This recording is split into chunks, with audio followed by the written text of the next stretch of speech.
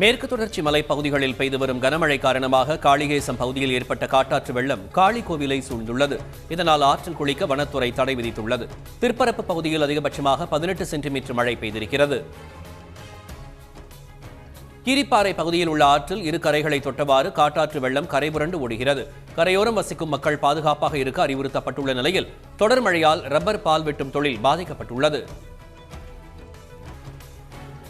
காலாண்டு விடுமுறையில் சிறப்பு வகுப்புகள் நடத்தினால் கடும் நடவடிக்கை எடுக்கப்படும் என்று தனியார் பள்ளிகளை பள்ளிக்கல்வித்துறை எச்சரித்துள்ளது.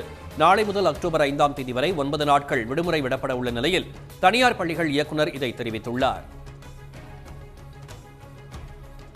இலங்கை கடற்படையினரால் கைது செய்யப்பட்ட ஆந்திர மீனவர்கள் 4 பேரை இலங்கை நீதிமன்றம் விடுதலை செய்துள்ளது. எல்லை தாண்டியதாக கூறி கடந்த ஆகஸ்ட் மாதம் 3ஆம் தேதி இவர்கள் 4 பேரும் கைது செய்யப்பட்டனர். தாவேகா கொடிக்கு தடை விதிக்க மறுத்த உத்தரவை ரத்து செய்யக்கோரி தொண்டை மண்டல சான்றோர் தர்ம பரிபாலன சபை மேல்முறையீடு செய்துள்ளது. மனுவிற்கு 6 வாரங்களில் பதிலளிக்க தாவேகா தலைவர் விஜய்க்கு சென்னை உயர்நீதிமன்றம் உத்தரவிட்டுள்ளது.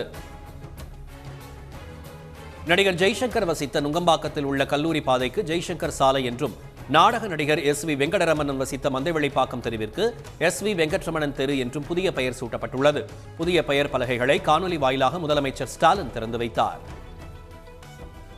சென்னை கிண்டி தொழில்பேட்டையில் 41,519 சதுரடி பரப்பளவில் கட்டப்பட்ட புவியியல் மற்றும் சுரங்கத்துறை தலைமை அலுவலக கட்டிடத்தை முதலமைச்சர் ஸ்டாலின் திறந்து வைத்தார்.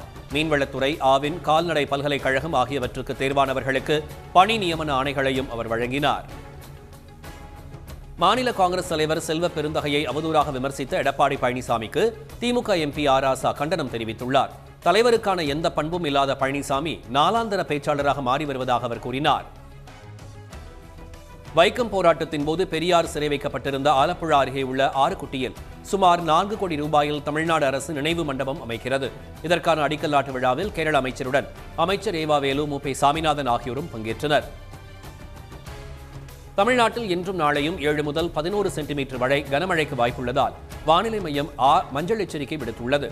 வங்கக்கடலில் குறைந்த காற்றழுத்த தாழ்வு மண்டலம் உருவாக உள்ள நிலையில் ஆந்திரா, தெலுங்கானா மாநிலங்களில் இன்று மிக கனமழைக்கான ஆரஞ்சு எச்சரிக்கை விடுக்கப்பட்டுள்ளது. இசையமைப்பாளர் இளையராஜா இசையை வணிக ரீதியாக பயன்படுத்தி ஈட்டிய வருமானம் தொடர்பான விவரங்களை சோனி நிறுவனம் தாக்கல் செய்ய சென்னை உயர்நீதிமன்றம் உத்தரவிட்டுள்ளது. காப்புரிமை மீறல் தொடர்பான இளையராஜா தொடுத்த இந்த வழக்கில் அடுத்த கட்ட விசாரணை அக்டோபர் 22ஆம் தேதிக்கு தள்ளி வைக்கப்பட்டது. கல்வியில் சிறந்த தமிழ்நாடு நிகழ்ச்சியில் பங்கேற்ற மாணவி பிரேமா தனது ஒழுகும் வீட்டில் தனது குடும்பம் கஷ்டப்படுவதாக கூறியிருந்தார். இதனை கேட்ட முதலமைச்சர் அவருக்கு 24 மணி நேரத்திற்குள் கலைஞர் கனவு இல்ல திட்ட வீடு ஒதுக்கீட்டிற்கான ஆணையை அதிகாரிகள் மூலம் வழங்கி அதனை தனது சமூக வலைதள பக்கத்தில் பகிர்ந்தார்.